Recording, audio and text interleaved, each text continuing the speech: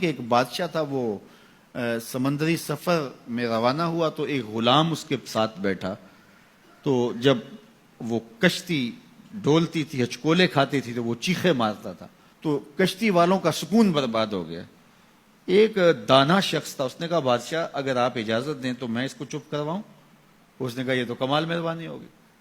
تو اس نے دو نوجوانوں کو کہا کہ اس کو ذرا ہاتھوں سے پاؤں سے پکڑ کر کے پانی میں غوطے دو. تو اس کو پانی میں پھینکا، جب وہ ڈوبنے لگا نکالا اور کشتی میں بٹھایا. وہ چپ کر کے بیٹھ گیا، اب کوئی چیختا نہیں ہے. تو بادشاہ نے کہا کہ اے دانا شخص، مجھے سمجھ نہیں آئی کہ یہ شخص کو آپ نے کیسے چپ کروا دیا. کہا بادشاہ دریا میں غرق ہونے کی تکلیف کو نہیں جانتا تھا، اس لیے کشتی کی سلامتی کی قدر نہیں تھی اس کو. اب اس نے وہ غرق ہونے کی تکلیف دیکھ لی، اب کشتی کی سلامتی کی اس کو قدر ہو گئی ہے. تو اللہ نے جو ہمیں عطا کیا ہے، آپ دیکھیں کہ اس سے نیچے کتنے لوگ بستے ہیں. جب آپ نیچے فہرست دیکھیں گے جو بیچارے نانے شبینہ کو ترستے ہیں. اگر مجھے تھوڑی سی تکلیف ہے اور میں جو ہے وہ اس تکلیف میں ناشکری کرنے بیٹھ جاتا ہوں، تو میاں وہ لوگ بھی ہیں جو بیچارے اپنی مرضی سے اپنا ہاتھ بھی نہیں اٹھا سکتے، جن کی عیدیں بھی جو ہیں وہ ہاسپٹل کے اندر گزرتی ہیں. وہ کئی سالوں کے اندر وہاں اذیت میں مبتلا ہیں. جب آپ دیکھیں گے تو کہیں گے مالک میں جس حال میں ہوں اس پہ تیرا شکر ہے. شیخ سعدی فرماتے ہیں میں دمشق کی جامع مسجد میں نماز جمعہ کے بعد نکل رہا تھا تو میرے کسی نے جوتے اٹھا لیے. تو یہ شروع سے ہوتا آیا ہے. تو کہتے ہیں کہ میں ننگے پاؤں جا رہا تھا اور میری حالت یہ تھی کہ میں جوتا خریدنے کی استطاعت بھی نہیں رکھتا تھا. تو میں دل میں شکوہ کناں تھا کہ اتنا بڑا لوگ تجھے امام سمجھتے ہیں اور تیری یہ مالی پوزیشن کہ جوتے بھی نہیں خرید سکتا. تو آگے میں نے دیکھا ایک شخص تھا جس کے پاؤں ہی نہیں تھے اور وہ رینگتا ہوا آ رہا تھا. میں فوراً سجدہ ریز ہو گیا، مالک شکر ہے تو نے پاؤں تو عطا کیے، جوتے آج نہیں تو کل نصیب ہو جائیں گے. تو جو میسر ہے اس کی قدر سیکھو، جو میسر نہیں ہے اس کی جلن میں اپنے آپ کو جلانے کی کوشش نہ کرو، تو زندگی سوکھی ہو جائے گی. یہ ضابطہ میرے حضور نے دیا. انظروا الی من هو اسفل منکم، اپنے نیچے دیکھنے کی عادت ڈالو، تم سکھی ہو جاؤ گے، تم پریشان نہیں ہوگے. لیکن اگر شوق ہو تمہیں اوپر دیکھنے کا تو فرمایا پھر دین میں جو اپنے سے اوپر ہیں ان کو دیکھو. کہ میں تو یار صرف 5 پڑھتا ہوں، یہ تہجد بھی پڑھتا ہے. میں تو صرف رمضان کے فرض روزے رکھتا ہوں اور یہ ہر ماہ نفلی بھی رکھتا ہے.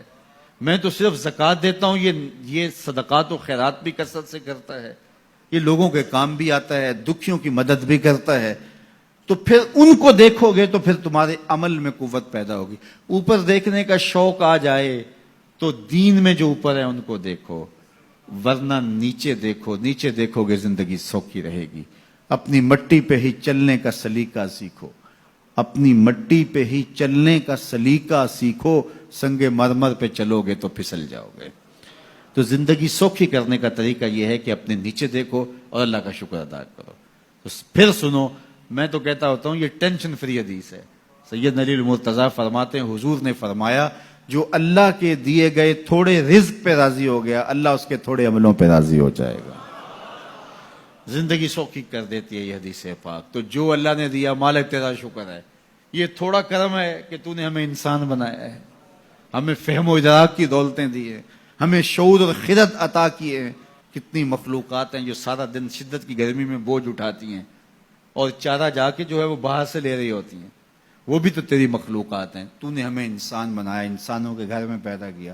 اور میں اور آپ تو اس کا شکر ادا نہیں کر سکتے کہ ہمیں اللہ نے محمد عربی کا غلام بنایا ہے، حضور کا امتی بنایا ہے. میری خوش قسمتی میں تیرا امتی، یہ میرا مقدر ہے، یہ آپ کا مقدر ہے. جس کے لیے نبی آرزویں کرتے رہے، تمنائیں کرتے رہے، لوگ راہیں تکتے رہے، منتظر رہے، صدیوں انتظار کرتے رہے، لیکن ہم نے کوئی انتظار نہیں کیا. آنکھ کھولی، ہمارے والد صاحب مسجد سے مولوی صاحب کو بلا لائے. انہوں نے کان میں آ کے اذان دیتے ہوئے کہا مبارک ہو تو حضور کا غلام بن کے آیا. شاہوں سے ملا ہے نہ تونگر سے ملا ہے، اللہ کا عرفان اسی در سے ملا ہے. اوروں کو ملا ہے تو مقدر سے ملا ہے، مجھ کو تو مقدر بھی تیرے در سے ملا ہے. یہ میری اور آپ کی خوش بختی. تو جتنا بھی شکر ادا کریں تھوڑا، تو لوگوں کے کام آئیں، لوگوں کے لیے جو ہے وہ خیر کی چابی بنے اور شر کا تالا بنے.